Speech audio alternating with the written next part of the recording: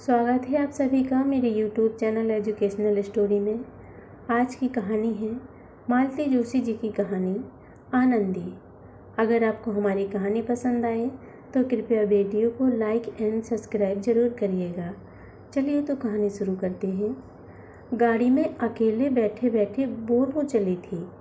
धूप में चिलचिलाती हुई सड़क को पार करके मेरी आंखें बार बार उस इमारत से टकरा जाती थी जिसमें वह छोटी सी डिस्पेंसरी थी जहां सुंदर सिंह सुबकती हुई पूनम को देखकर गया था। अजीब सा माहौल था वहां का। ऊपर की दोनों मंजिलों में छोटे छोटे कबूतर खाने नुमा फ्लैट्स बने हुए थे। नीचे ढेर सारी दुकानें थीं। Mohan dairy, Shiv Shankar Paan Bhandar, Kripal tea house, ever ready laundry, new style hair dressers और भी न जाने क्या क्या। उन सबके चमकते साइन बोर्ड्स की भीड़ भाड़ में डॉक्टर आहूजा की वह छोटी सी सफ़ेद नेम प्लेट खोसी गई थी। सुंदर सिंह का ध्यान न जाता तो शायद हम लोग यहाँ रुकते भी नहीं। पता नहीं कैसी क्या डिस्पेंसरी है, साथ चली जाती तो ठीक था। यहाँ बाहर बैठे बैठे मेरी खींच धूप के साथ क्रमशः बढ़ रही थी। सबसे ज़्यादा गुस्सा तो इस शैतान छोकरी पर आ रहा था। अपने खेल खिलौने छोड़कर वहाँ कबाड़ खाने में आने की क्या ज़रूरत थी। पता नहीं उसे सामान अनपैक होते हुए देखने में क्या मज़ा आता है। बैठे बिठाए हो गई ना मुसीबत। कितनी बड़ी लोहे की पत्ती थी, सीधी धंसती ही चली गई पैर में। बच्चों की स्किन तो होती ही नाजुक है। ओह, कितना खून निकला था। मुझे तो चक्कर सा आने लगा था देखकर। वह तो पता नहीं सुंदर सिंह ने ही क्या क्या लगाया, तब जाकर खून बंद हुआ था। इतना गुस्सा आता है इन पर। इस अजनबी शहर में लाकर पटक दिया और चल दिए टूर पर। बस कह दिया, अरे भाई अभी तो सुंदर सिंह है, 4-5 दिन तक।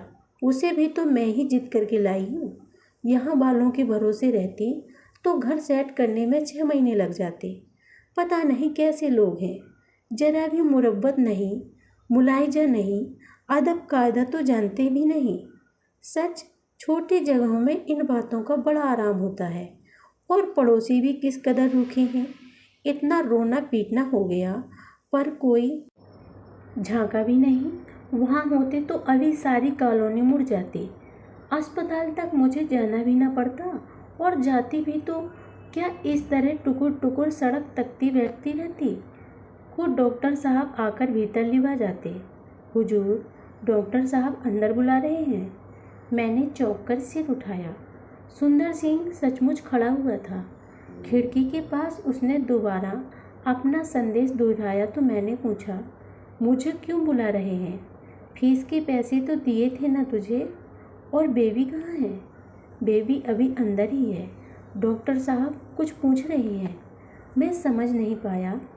हुजूर खुद चले जाएं तो अच्छा हो। भुनभुनाते हुए गाड़ी से उतरकर मैंने सड़क पार की। सीढ़ियाँ चढ़ते ही दवाइयों की मिली जुली गंध से मेरा माथा घूम गया। किसी तरह अपने ऊपर काबू पाकर मैंने भीतर प्रवेश किया। सामने डॉक्टर की कुर्सी खाली थी और दोनों ओर दीवार से लगी बेंचों पर मरीज बैठे हुए थे। कोने वाली एक बेंच पर पूनम लेटी थी। उसके पाँव में बड़ा सा बैंडेज बंधा था। उसका सिर एक अपरिचित महिला की गोद में था और वह थकी सी आवाज़ में रह रहकर मम्मी की रट लगाई हुई थी। मेरी सारी खींच, सारा गुस्सा पता नहीं कहाँ चला गया। मैंने लपक कर उसे गोद में उठा लिया और वहीं बैठकर उसे दुलारने लगी। मुझे देखकर उसकी रुलाई फूट पड़ी और मैं उसे पुचकारने लगी। वह महिला मुझे लगातार घूरे जा रही थी। मेरी दृष्टि पड़ते ही बोली, आप इसकी मम्मी हैं? फिर आप बाहर क्यों बैठी रह गई थी? उसकी दृढ़ता पर मुझे बहुत गुस्सा आया। अपनी नाराज़गी को भरसक चेहरे पर उतारते हुए मैं चुप बनी रही। उसने फिर कहा, आपको साथ आना चाहिए था। बहुत रोई थी बेचारी। माँ साथ रहे तो बच्चों को धीरज बनता है। नौकर तो नौकर ही होते हैं। मैंने फिर भी कोई जवाब नहीं दिया और उठकर डॉक्टर साहब के मेज के पास खड़ी हो गई। कम वक्त सुंदर सिंह भी बाहर बैठा रह गया था। साथ रहता तो कम से कम इन देवी जी को बतलाना तो कि वह किससे बात कर रही है और कैसे बात करनी चाहिए। अभी कुछ देर पहले पूनम को उनकी गोद में देखकर धन्यवाद देने की बात मन में उठी थी, पर अब तो कोई सवाल ही नहीं था। एक हिकारत भरी नज़र उस ओर फेरकर मैंने आवाज़ को यथाशक्ति दबंग बनाते हुए डॉक्टर साहब से पूछा, आपने बुलाया था? डॉक्टर साहब अभी अभी भीतर से आए थे। तौलिए से हाथ पहुँचते हुए बोले, बेबी को ATS लगाना बहुत ज़रूरी है। पहले कभी लगाया है? यह इंजेक्शन ठीक से याद नहीं है। आज भर राय देख लीजिए, कल तक शायद इसके डैडी आ जाएं। वेट करने की तो कोई ज़रूरत ही नहीं है, रिएक्शन देख लेते हैं, डॉक्टर साहब ने कहा और नर्स को सिरिंज लाने का ऑर्डर दिया। सारी तैयारी देखकर पूनम ने मुझे कसकर पकड़ लिया और सहमी सहमी नज़रों से डॉक्टर की ओर देखने लगी।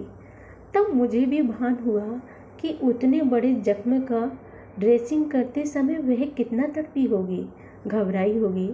मैं बड़ी दिलेरी से इंजेक्शन के दोनों राउंड्स में उसे थामे रही, पर जिसे दिखाने के लिए यह सब कर रही थी वह तो उसे टाटा करके कब की जा चुकी थी। घर लौटकर सुंदर सिंह ने बताया कि बेबी बहुत घबरा गई थी। वह तो उन बहन जी की बातों में उन्हें बहलाए रखा, नहीं तो बहुत मुसीबत हो जाती। सुनकर मैं उल्टे उसी पर बरस पड़ी, बेवकूफ़, मुझे भी तो आवाज़ दे सकता था। बेकार किसी के एहसान लेने की क्या ज़रूरत थी। दूसरे दिन सुबह सवेरे ही यह लौट आए। मैं तो भरी बैठी थी, उनके घर में पाँव रखते ही बरस पड़ी। महानगर ने 2 दिन में ही मुझे पस्त करके रख दिया था। यहाँ का मकान, यहाँ का नौकर, यहाँ के पड़ोसी, यहाँ के डॉक्टर, सभी से मुझे नफरत हो गई थी। यह खुद तो ऑफिसर बने मौज मार रहे थे और यहाँ सारी समस्याओं से मैं अकेले ही जूझ रही थी। दर्जी, धोबी, डॉक्टर, मास्टर, सभी का इंतजाम मुझे ही करना था। कम से कम मेरी नाजुक हालत का ही ख्याल किया होता। कुछ देर तक तो यह चुपचाप मेरा भाषण सुनते रहे, फिर एकदम ताव खाकर उठे और सुंदर सिंह को लेकर बाहर निकल गए। चाय तक नहीं पी। आधे घंटे बाद लौटकर आए और बोले, कंपाउंडर साथ लेता आया हूँ, पूनम की ड्रेसिंग करवा लो और शाम को 5 बजे टीचर आएगी, बच्चों वाला कमरा सेट करके रख देना। टीचर की इतनी क्या जल्दी थी, मैंने कहना चाहा, पर वे अबाउट टर्न कर गए थे। उनका कसेला स्वर सुनकर ही समझ गई थी कि अब चुप रहने की बारी मेरी है। दरअसल मुझे ही कुछ सब्र से काम लेना था। आते ही उनका मूड खराब कर दिया। शाम ठीक 5 बजे दरवाजे की घंटी बजी। सुंदर सिंह दरवाज़ा खोलने गया तो बड़ा खुश लौटा। हुजूर, यह तो वही अस्पताल वाली बहन जी है। चलिए, अच्छा हुआ, बेबी को उनसे डर नहीं लगेगा। मैंने उत्सुकता बस कमरे में झांक कर देखा। हमारी उपदेशिका जी सहमी सिमटी एक कुर्सी पर बैठी थी और कमरे के साज सामान को अवाक होकर देख रही थी। मुझे लगा था मुझे देखकर वह सकपका जाएंगी, पर कहाँ, वह तो एकदम प्रसन्न मुद्रा में उठ खड़ी हुई और मुस्कुराते हुए बोली, देखिए ना बहन जी, कैसा संयोग है, कल ही आपसे परिचय हुआ, आज यहाँ भेंट हो गई। सुबह डॉक्टर साहब का संदेश मिला, तब तो यह कल्पना भी न थी कि हम अपनी नन्ही सहेली की यहाँ जा रही हैं। आपको डॉक्टर साहब ने भेजा है? हाँ, सुबह शायद साहब ने उनसे बात की होगी। ओह, तभी, नहीं तो मैं खुद हैरान थी कि इतनी जल्दी इन्हें टीचर कहाँ से मिल गई। बेबी कहाँ है? उसे तो अभी रहने दीजिए, आप तो अभी पप्पू को, मेरा मतलब है पुनीत को ही तैयार कीजिए। यहाँ सुनते हैं सभी बड़े स्कूल में पहले टेस्ट लेते हैं, तभी एडमिशन मिलता है। उतनी देर में सुंदर सिंह पूनम को गोद में उठाकर ले आया था और वह परिचित चेहरा देखते ही किलक पड़ी थी। नमस्ते आंटी, उसने कहा और उनके गले में दोनों बाहें डालकर झूल गई। तुम्हारा पाँव अब कैसा है बेबी? दुखता है, पूनम ने चेहरे को सलबटों से भरते हुए उत्तर दिया। पर पता है, आज मैं रोई नहीं। दवाई लगाने आए थे ना, तब भी नहीं रोई, है ना मम्मी? उसने गवाही के लिए मुझे पुकारा, पर मैं कुछ नहीं बोली। अरे वाह, हमारी पूनम तो बहुत रोती है। आप उसे लाई क्यों नहीं? उसे पढ़ना वढ़ना अच्छा थोड़े ही लगता है। बस दिन भर खेलना और खाना, दूसरी कोई बात ही नहीं। मैं तो खूब पढ़ती हूँ ना मम्मी। उसने दोबारा मुझसे गवाही मांगी। इस बार तो मुझे हामी भरनी ही पड़ी। जाओ, अपनी किताबें लाओ और भैया को बुला लाओ। सुंदर सिंह की गोद में बैठकर जब वह चली गई तो मैंने पूछा, आपकी बेबी का नाम भी पूनम है? नहीं, मैं तो मजाक कर रही थी, बेबी का मन बहला रही थी। कितने बच्चे हैं आपके? 2 लड़कियां हैं बस। और लड़का? उन्होंने सिर हिलाकर नकारात्मक उत्तर दे दिया। अरे, बिना वजह मेरा स्वर सहानुभूति से आर्द्र हो उठा। क्या फर्क पड़ता है बहन जी? मेरी सहानुभूति को व्यर्थ करते हुए उन्होंने लापरवाही से कहा, यहाँ कौन पेशवाओं की जागीर पड़ी है कि उसके लिए बारिश जरूरी है? अपने लिए तो दोनों बराबर है। उनका यह बेफिक्र लहजा मुझे ईर्ष्या से भर गया। यहाँ तो इतना निश्चिंत होना कभी आया ही नहीं। पुनीत के बाद 5 साल तक बच्चा घर में नहीं आया तो मैं घबरा उठी थी। इस बार लगता है कि बहुत जल्दबाजी हो गई है। पता नहीं कैसे संभाल पाऊंगी। पूनम के वक्त डर लग रहा था कि कहीं फिर से लड़का ना हो जाए। अब लगता है कि फिर लड़की हो गई तो एक चिंता दहेज ही मुझे रात रात सोने नहीं देगा। इनसे तो कुछ भी कहो मजाक में डाल देंगे। रात मैंने कहा, सुनिए, टीचर ढूंढने में तो आपने बहुत फुर्ती दिखाई है। उसकी क्वालिफिकेशन का तो पता कर लिया था ना? तुम्हारे लड़के को 6th में एडमिशन चाहिए ना? इतना तो उसे आता ही होगा। My dear lady, she is regular teacher. तभी तो बहन जी कहती रहती है। इतना ऑकवर्ड लगता है। अब मैंने अपने मन की असली बात प्रकट की। तो क्या कहकर पुकारे कोई आपको, मैडम? इनके स्वर में व्यंग्य था, पुट था। दरअसल कुमुद जी, महत्वपूर्ण यह है कि आप उन्हें क्या कहकर पुकारती हैं। तुम्हें तो मालूम है डियर, इस घर में किसी भी टीचर का अनादर बर्दाश्त नहीं कर सकता। मालूम है बाबा, कितनी बार एक ही बात कहेंगे? मैंने बेजारी से कहा और उनके इस प्रिय विषय को बंद कर दिया।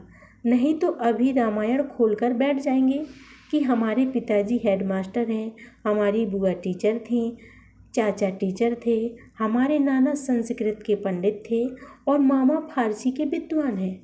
पता नहीं मास्टरों के परिवार में ये अनोखे लाल कहाँ से पैदा हो गए।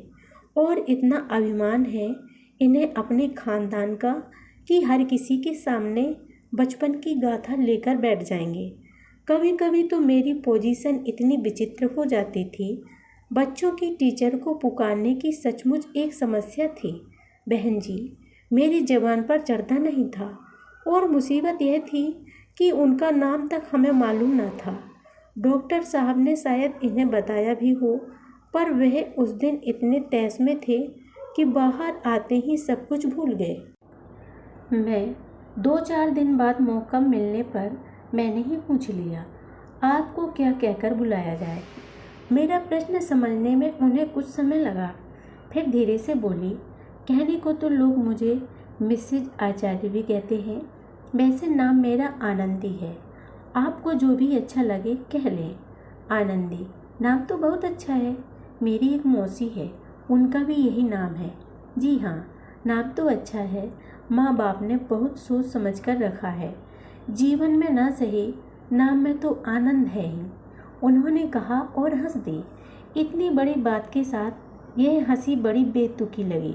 मैंने कहा, चलिए, आप नाम तो सार्थक कर रही हैं, हमेशा खुश रहती हैं। खुश रहे बिना चारा ही क्या है। अपने सारे दुख ओढ़कर आपके घर आऊं तो आप मुझे गेट से ही विदा कर दें। इसलिए अपने राम तो मस्त रहते हैं, उन्होंने कहा और शाही अंदाज से अपना बैग कंधे पर टांगकर नमस्ते की और चल दी। पता नहीं लोग इतने मस्त कैसे रह लेते हैं।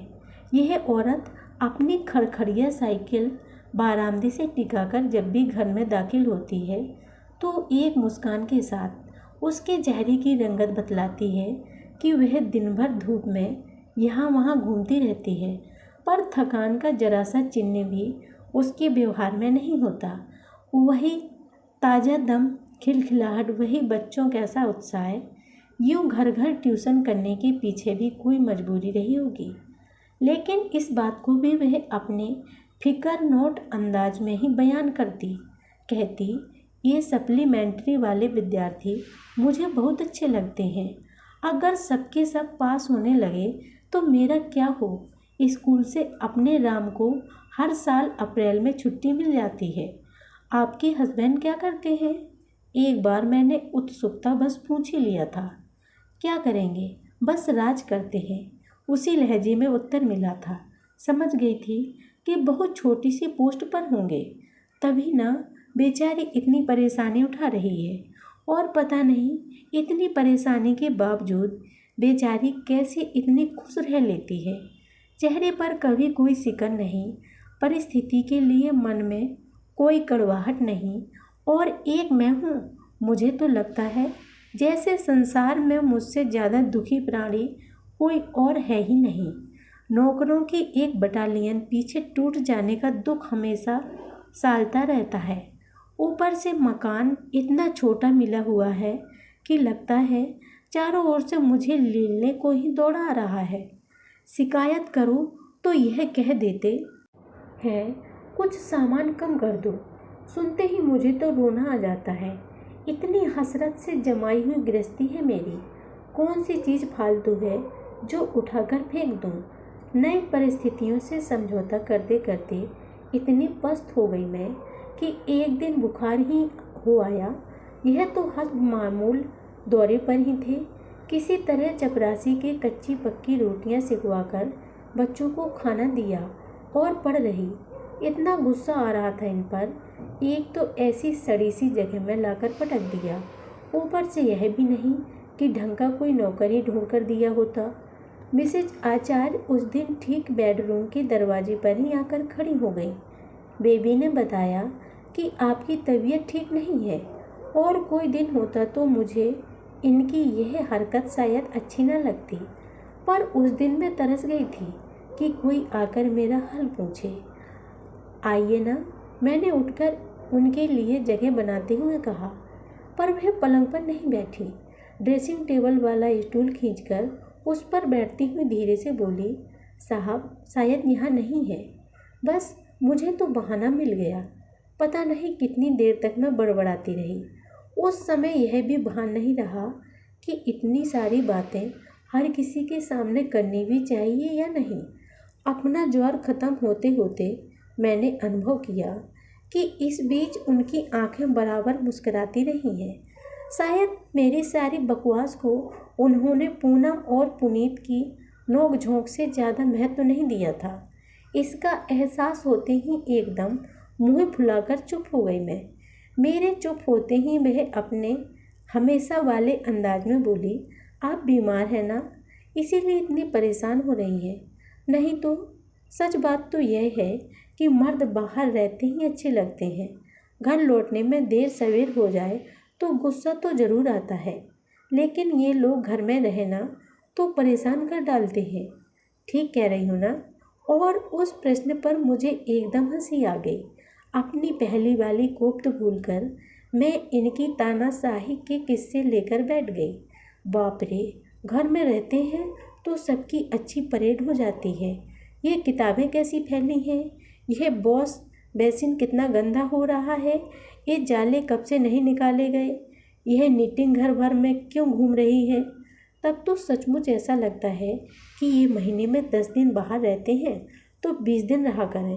शाम होते होते मेरा गुस्सा उतर गया था और बुखार भी। कुछ लोग होते ही ऐसे हैं कि उनके साथ आदमी अपनी सारी परेशानियां कुछ समय को भूल जाता है। यह बात चाहे मैं सबके सामने स्वीकार न करूं, लेकिन यह सच है कि मिसेज आचार्य से बात करने के बाद बड़ी से बड़ी समस्या भी छोटी सी नजर आने लगती है। उनकी खुश मिजाजी की जैसे मुझे छूत लग जाती थी। उसका असर बहुत देर तक नहीं रहता था, सो बात अलग है। जिस दिन पुनीत की टीसी और प्रोग्रेस कार्ड डाक से मिले थे, उस दिन मैं इसी तरह मायूस बनी गुमसुम बैठी हुई थी। यही इंतजार था कि कब 5 बजे और यह घर आए। आज लड़ाई होना निश्चित था। इतना मना किया था मैंने, ट्रांसफ़र रुकवा नहीं सकते तो छुट्टी तो ले सकते हैं। आप चले जाएंगे तो डिस्टर्ब हो जाएगा बेचारा। पर वह तो अपने मन की करके रहे, सरकार के वफादार नौकर जो ठहरे। घर में बैठना असहा हो गया तो मैं बाहर आकर लॉन में टहलने लगी। ठीक 5 बजे मिसेज आचार्य की खड़खड़िया साइकिल गेट के अंदर दाखिल हुई। अरे, तबीयत तो ठीक है ना आपकी? चेहरा कैसा उतरा उतरा लग रहा है आज? उनकी तेज निगाहों ने आते ही मेरा परीक्षण कर डाला। मैं बताऊं आंटी, भैया का रिजल्ट आया है आज। हमारी चुनमुनिया को बीच में बोले बिना चैन कहाँ। भैया का रिजल्ट आया है? पास तो हो गए हैं ना? उन्होंने सशंकित स्वर में पूछा। पास तो हो गया है, 81% मार्क्स है, मैंने मरी सी आवाज़ में कहा। अरे वाह, तब तो मिठाई खिलाइए। आपकी शक्ल देखकर तो मैं डर गई थी। इतना अच्छा तो रिजल्ट है। क्या खाक अच्छा है, क्लास में 3rd आया है। मेरी आवाज़ ऐसी थी कि बस रो ही पड़ूंगी। तो उससे क्या फ़र्क पड़ता है? मार्क्स तो कितने अच्छे हैं। आप तो फ़ौरन मिठाई मंगवाइए। और पुनीत है कहाँ? भैया तो सोते रहे हैं दिन भर, पूनम ने बताया। हाय बेचारा, आपको उदास देखकर नर्वस हो गया होगा। मैं तो बहन जी, लड़कियों के 55% नंबर भी आ जाते हैं तो खूब शाबाशी देती हूँ। अरे, हमसे तो अच्छी है। यहाँ तो हमेशा जनता क्लासी आती रही है, बस फेल कभी नहीं हुए। खींच खींच कर गाड़ी बीए तक पहुँचा ही दी। वहीं अब काम आ रहा है। और आधा घंटे बाद चाय छानते हुए मैं इनसे कह रही थी, पुनीत का रिजल्ट आया है आज, 81% मार्क्स है। और रैंक तो खैर 3rd आया है, पर उससे क्या फ़र्क पड़ता है? मार्क्स तो देखिए ना कितने शानदार हैं। अपने तो 55% से आगे कभी बढ़े ही नहीं। बाद में स्वयं मुझे ही आश्चर्य हुआ, कितने सहज भाव से कह गई थी मैं यह बात, जैसे जरा जरा सी बात पर मिनमिनाने वाली मैं कोई और ही थी। बहुत छोटा सा संसार था मेरा। घर, पति, बच्चे, नौकर, इनके परे मैं कुछ सोच ही नहीं पाती थी। और इनसे संबंधित छोटी सी समस्या मुझे बड़ी सी लगती थी और मुझे बेचैन कर डालती थी। अब मिसेज आचार्य का सहारा लेना बहुत अच्छा लगता था। आपने सुना मिसेज आचार्य, रेल का किराया कितना बढ़ गया है? अब तो माँ से मिलना भी मुश्किल हो जाएगा, मैं रुआसी आवाज़ में कहती। माँ के यहाँ तो आप वैसे भी साल में 1 आध बार जाती हैं। इस बात पर भी तो गौर कीजिए कि किराया बढ़ जाएगा तो मेहमान भी कम आएंगे। और मैं बात तो उस ढंग से सोचने पर मजबूर हो जाती। मुझे बहुत डर लगता है मिसेज आचार्य, कहीं इस बार भी लड़की ना हो जाए। मैं आशंका प्रकट करती। होने दीजिए ना, आप इतना घबराती क्यों हैं? लेकिन महंगाई देखिए, दिन पर दिन कैसी बढ़ रही है। पूनम की शादी के लिए ही कुछ बचा पाएंगे कि नहीं, इसमें शक है। आप भी ऐसी बातें करती हैं। इन बच्चों के समय तक देखिए, शादियां एकदम सिंपल होने लगेंगी। और फिर लड़कियों से जो रौनक होती है घर में, वह लड़कों से कहाँ होती है। हाँ, यह तो आप ठीक कहती हैं। मैं चुपचाप स्वीकार कर लेती। कभी बाजार से लाडला गायब हो जाता, कभी डेयरी से सिर्फ टोंड दूध ही मिलता, कभी गेहूं में कीड़ा लगने का डर हो जाता। हर बार मैं परेशान हो जाती, पर मिसेज आचार्य मेरी सारी समस्याओं को चुटकियों में हल कर देती। आत्म केंद्रित होने की भी सीमा होती है, और मैंने शायद उस सीमा को पार कर लिया था, क्योंकि लगातार 1 हफ्ते तक जब मिसेज आचार्य नहीं आई, तब भी सिर्फ चिंता बनी रही कि बच्चों के टर्मिनल्स सिर पर है, कहीं फेल न हो जाए। यह कभी सोचा ही नहीं कि उनकी अपनी भी समस्या हो सकती है। कोई नहीं तो इनकी रेगुलर रहने वाली वह इतने दिन तक घर न बैठती। साहब बहादुर भी एक दिन बोले, दिन भर भुनभुनाती रहती हो। किसी दिन हरीराम को घर बेचकर पता ही करवा लेती। घर का पता यहाँ किसके पास है? मैंने मुंह फुलाकर कहा, मेरे पास है। आज गाड़ी नहीं ले जाऊँगा, तुम शाम को खुद ही उनके यहाँ चली जाना। मैं खुद? अरे वाह, सच कह रहा हूँ कुमुद। दरअसल वह बड़ी विचित्र परिस्थिति में फंस गई हैं। उनकी बड़ी बेटी किसी के साथ भाग गई है। शायद हम उनकी कुछ मदद कर सकें, कम से कम पूछ तो ले। आपको कैसे पता चला? कल दफ्तर में बात हो रही थी। वैसे 4-5 रोज पहले पेपर में भी पढ़ा था, पर तब यह पता नहीं था कि यह बीड़ा आचार्य उन्हीं की लड़की है। मैं चुप ही रही, क्योंकि मैं पेपर सिर्फ सिनेमा के विज्ञापनों के लिए ही देखती हूँ। हाँ, पहले से पता होता तो इस खबर को जरूर पढ़ती। वहाँ जाने की मेरी जरा भी इच्छा नहीं थी, पर इनके आगे मेरी एक ना चली। पूरे रास्ते मेरा मन धक धक करता रहा है कि वहाँ जाकर आखिर कहूँगी क्या। ऐसा लग रहा था जैसे किसी के यहाँ मातम कुर्सी पर जा रही हूँ। यह प्रसंग तो उससे भी कठिन था। कहीं वे यह ना समझ ले कि मैं तमाशा देखने आ गई हूँ। पता एकदम ठीक था, पर ढूंढने में ज़्यादा दिक्कत नहीं हुई। लेकिन गाड़ी के रुकते ही आसपास की खिड़कियों में इतनी सारी आंखें टंग गई थीं कि मैं नर्वस हो उठी। बंद दरवाजे पर धीरे से दस्तक देते हुए मैंने मोहन से कहा, तुम गाड़ी उधर कहीं चौड़े में पार्क कर लेना, यहाँ तो सारा रास्ता ही गिर गया है। अरे आप हैं? दरवाज़ा खोलते ही मिसेज आचार्य ने पूछा, और वह मुझे हाथ पकड़कर भीतर ले गई। शायद बहुत देर बाहर खड़े रहना उन्हें भी अच्छा नहीं लग रहा था। भीतर जाते ही उन्होंने दरवाज़ा बंद कर लिया और एक अंधेरा सा कमरे में भर गया।